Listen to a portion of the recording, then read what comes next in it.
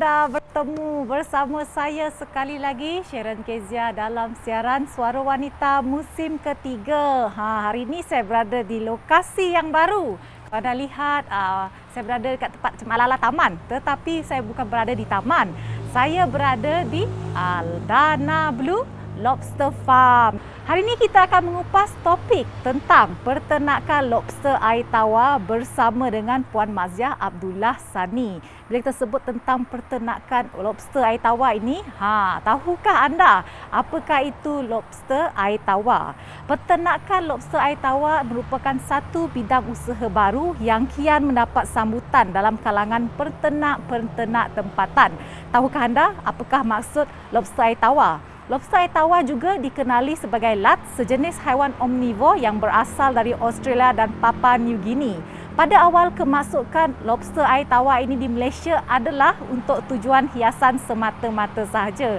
Namun, pada tahun 2013, lobster air tawar ini telah dikomersialkan sebagai ternakan untuk tujuan makanan dan tidak mengejutkan apabila ia mendapat sambutan yang cukup menggalakkan daripada peminat-peminat makanan laut seperti saya juga. Sebab itu hari ini saya teruja sangat ni nak tahu tentang peternakan lobster bersama dengan pemilik Aldana Blue Lobster Farm. Jom kita cari dia. Tadi saya nampak dah dia tengah sibuk dekat belakang tempat kolam yang besar tu. Jom kita cari dia. Puan Maziah. Dah, inilah dia bertetamu istimewa kita, Puan Maziah, atau lebih mesra dikenali sebagai Kak Maziah. Tadi melalui panggilan telefon dia dah menjanjikan kepada saya nak tunjuk antara koleksi lobster yang terdapat di ladang ternakan beliau. Ada apa ya ni? Wow, besar ni. Orange. Jadi ini antara koleksi Kak Maziah lah yang kita ada. Dapat lihat dah. Oh, nama kepit lah. Wah, nampak kan besar ni antara koleksi yang ada. Sehat-sehat Laki, jantan. Jadi macam mana nak membezakan dia jantina, laki, betina dan ni jantan? Ini jantan. Ada benda tu. Jantan. Lagipun sepitnya warna merah. So jantan. Okay. Tu dalam 7 inci setengah dan 200 gram. 200 gram. Kiranya berapa usianya tu? Dalam 2 tahun ada. 2 tahun lah. 2 tahunnya untuk mencecah kepanjangan 2 inci. Yalah, sebab tangan pemakanan kan kita berinya makan. Ini adalah betina. Betina 1, 2, 3 ada lubang 2 gig. Lain dan belakangnya strukturnya berbeza. Kalau kita tangannya bersih macam tu bagus. Airnya bersihnya ada color merah. Maksudnya betina. Tu adalah Shrek. Yang tu cute. Tu adalah kelaki. Jenis kelaki, jenis perhiasan. Kakinya ada macam-macam warna. Ada merah, ada red Marlboro, ada red Japan, ada Snow White. This is kelaki untuk perhiasan. And jenis tu marble, dia boleh bertelur sendiri tanpa ada jantina laki perempuan. Jadi kiranya Sik perlu mengawan lah. Kita belanya pun yang pandai membiaknya pun lah. Yes. Untuk paling senang lah kalau kita siapa-siapa yang nak membelah lobster. Paling senang. Tapi mun nak Kak, kita madah tok sekadar untuk hiasan aja. Boleh dimakan sih? Boleh. Boleh jual lah. Saya ada masalah no? Saya dah. Saya ada masalah jual. Untuk baby-babynya. Baby lobster. Banyak baby lobster di sini. Dapat lihatnya antara koleksi-koleksi yang terdapat bersama dengan Kak Maziah. Ini adalah hydrilla. Yang dimakan oleh baby lobster. Yang saya makan pellet punya makan hydrilla. Untuk hydrilla jadi dalam sigit macam besin tu boleh kita boleh engkah banyak-banyak jual lah. Saya ada masalah. Macam tu kita boleh engkah 3 ekor kan 5 ekor sebab tu kecil. Jadi kira banyak macamnya saya ada masalah pun kita engkahnya macam 2-3 ekor sekaligusnya saya akan berkelahi lah. Dia mesti ikut ratio lah. Jantinanya mesti betina mesti 4, yang jantan mesti 2. Betina 4, jantan 2 ataupun 5 betina, 2 jantan pun boleh. Tapi jantan boleh lebih. berkelahi. Oh, berkelahi. Yang macam ada rasa sense of tempat nyampun diceroboh oleh orang. Dari segi spesies yang boleh dicampurkan juga sekali kan, yang mesti ikut spesies nyampun. Ikut spesies nyampun. Macam kelaki kami mesti campur dengan Shrek. Sebab lobster air tawar tu eletilat nya besar. Shrek yang kecil.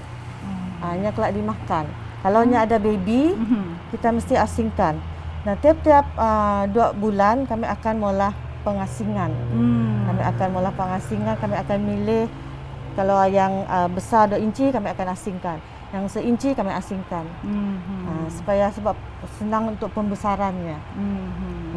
Ya, kita dapat lihat di sini ni antara koleksi yang terdapat bersama dengan Kak Maziah kita. Sebenarnya kita akan ketahui lebih banyak lagi dengan lebih mendalam tentang peternakan lobster air tawar. Saya pun tak sabar kiranya sebab saya ini merupakan penggemar lobster. Semuanya dalam Suara Wanita.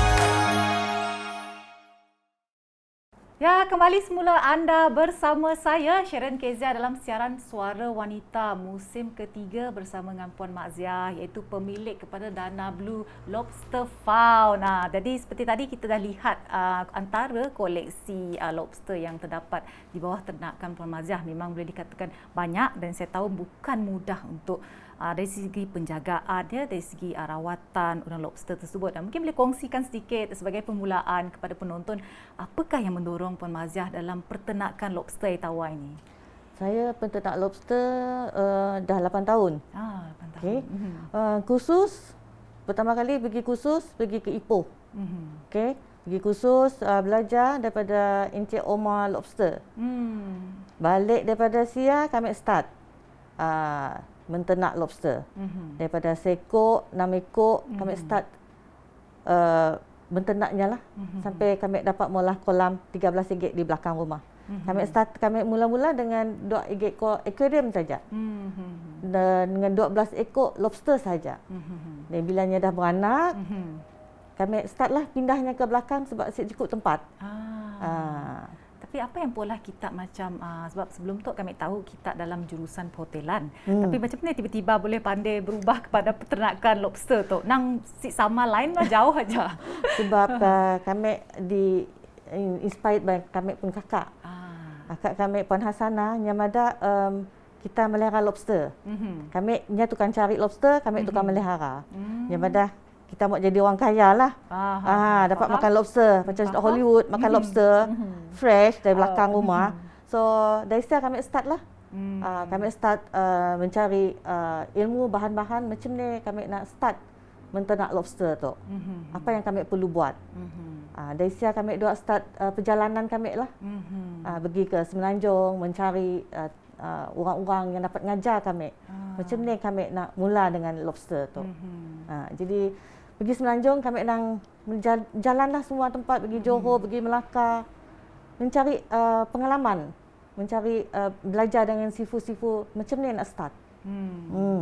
Tadi dapat kita nanggas itu kita mencari ilmu, kan? Kita mencari kemahiran. Jadi kita pergi kursus, dapat lihat di siap usaha kita untuk meningkatkan ilmu dalam pertenakan lobster tu. Tapi bila kita kelakar pasal lobster tu, pasti ramai dalam kalangan penonton kita madah, tapi mahal lah mau menternak lobster tu, kami dah modal. Kedan ni Kak?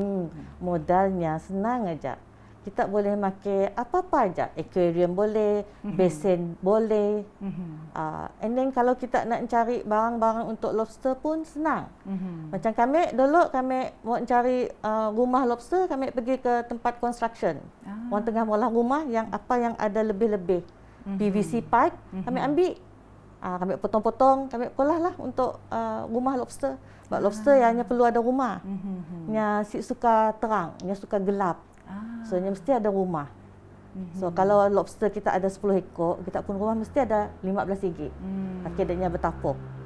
Betul. Jangan suka bertapuk. Oh, jadi kira penjagaannya perlu terlalu kita madah terlalu fancy gila lah. Yang macam kita cincai-cincai pun yang boleh hidup juga.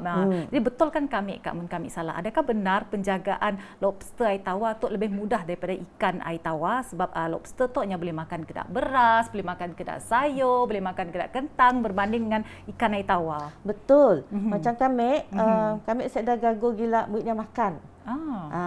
Kami berinya makan daun-daun saja. Kadang-kadang daun nio, kami potong-potong daun nio, kami kah dalam kolam.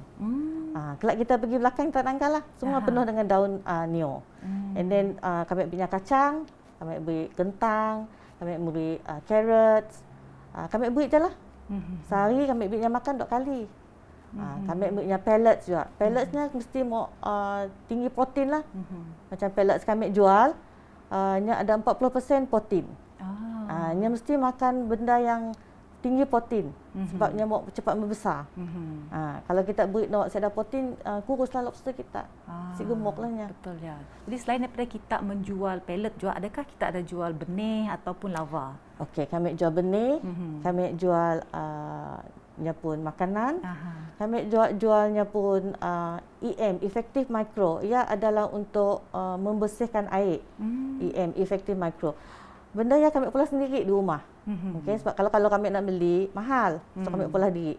EM nya fungsinya untuk menstabilkan air, pH air, untuk menghilangkan penyakit lobster, dan untuk yang paling pentingnya menghidupkan mikro yang halus dalam kolamnya supaya kita pun lobster sentiasa nampak kacak.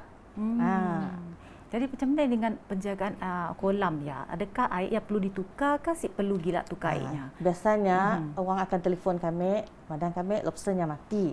Kami madah, kita jangan tukar air. Nya umpamanya macam kita malah pindah rumah. So nya bila nya dah air kita dah lama, bikin bagus. Tapi sebab kami pakai EM, Effective Micro ya, so nya dah halah kadang-kadang air kami sampai setahun kami tukar. Wow. Sebabnya dikira air yang matang. Boleh tukar. Tapi kami filter, kami tukar. Not lain kami tukar. Airnya biarnya ajak dalamnya. Ajaklah. Kita perlu kiranya macam sentiasa mau bersihkan kolam kita ataupun besen kita yalah kan. Yang macam kadang boleh hidup di sini. Kira lobster tu adalah sejenis haiwan yang lasak. Kita just tandahnya sianya boleh hidup nyampur asal kita ada berikan makanan. Tapi kita mesti mau tutup kalau kita angkat dalam besen ke kolam yang kecil, kita mesti mau tutupkannya sebabnya untuk kuat neki. Oh, boleh tahan besar-besar ke dayau. Nya kuat neki. So just kuat escape. Terutamanya kalau ibu yang bertelur. Nya kuat lari. So kita mesti mau tutup lah. Macam kolam kami nya besar, so kami perlu. Kiranya tutup boleh gunakan sidak jaring, kedak canvas, kedak yalah asalkan yang ditutup lah. Mun sidak yang macam ada tempat yang besar di rumah, punya pola kolam, bukan kolam kecil ataupun yang guna besen yang besarnya pola di luar rumah pun bolehkah? Boleh. Bolehlah. Yang ada masalah lah mun kena matahari ke ataupun yang masih di kawasan yang terlindung. Ya, kalau boleh kita angkat matahari pun ada masalah, tapi kita tutuplah. Masalah kita tutup. Mosquito netting ke, orchid netting ke. Asal tutupkan aja. Nya suka panas. Kira tempat yang redup sikit lah. Betul juga ya. Jadi kita tahulah Kak, untuk menternak lobster tu semestinya lobster dah apa-apa saja jenis peternakan mestinya banyak cabarannya. Apakah cabaran yang dihadapi oleh kita dalam menternak lobster tu? Lobster kami selalu mati dulu. Sebab kami pandai jaga dan airnya kami selalu salah. So paling penting kalau kita nak melihara lobster, kita mesti mau jaga airnya. Nya pun pH mesti mau stable. Mesti mau 7, 8. Kalau kurang daripada pH, memang lobster kita stres. Nya akan dapat hidup lama, memang mati. Kalau kita nak jaganya pun makanannya, jangan terlalu lebih makanan. Nya akan jadi amonia, nya akan bunuh lobster kita. Cabaran kami, ialah cabaran kami dulu. Ada 1/3 sampai 800 ekor mati. Aduh, sayangnya. Nya mati jemaah sekali, 800 ekor. Faham. So dari situ kami belajarlah kesilapan kami. Okey, jadi kita dapat lihat di sini ya bahawa dengan kejayaan yang dikecapi oleh Puan Maziah pada hari ini, ada juga suka duka di sebalik kejayaan tersebut, di mana beliau juga saya kira turut mengalami sedikit kerugian lah ya Puan Maziah. 800 ekor lobster mati sekaligus ya. Kita tahu betapa modal yang besar juga dihabiskan di situ. Selepas ni saya tak sabar sebenarnya saya nak pergi melihat ladang ternakan, kolam ternakan Puan Maziah sini. Tak sabar nak tengok lobster-lobster yang gemuk-gemuk, yang besar-besar tengah berenang-berenang di kolam tersebut. Semuanya dalam Suara Wanita.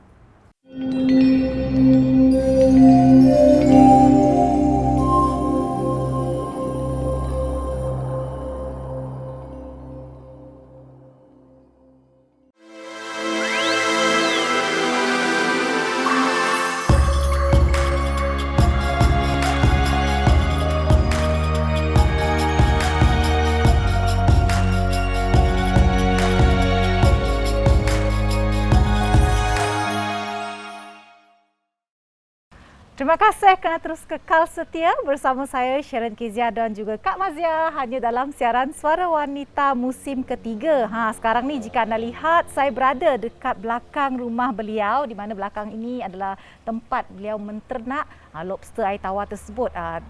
Dapat lihat banyak perkara yang berlaku kat belakang saya ni. Jadi kita boleh minta Kak Maziah untuk jelaskan. Ada 2 tong besar ini Kak Maziah digunakan untuk apa?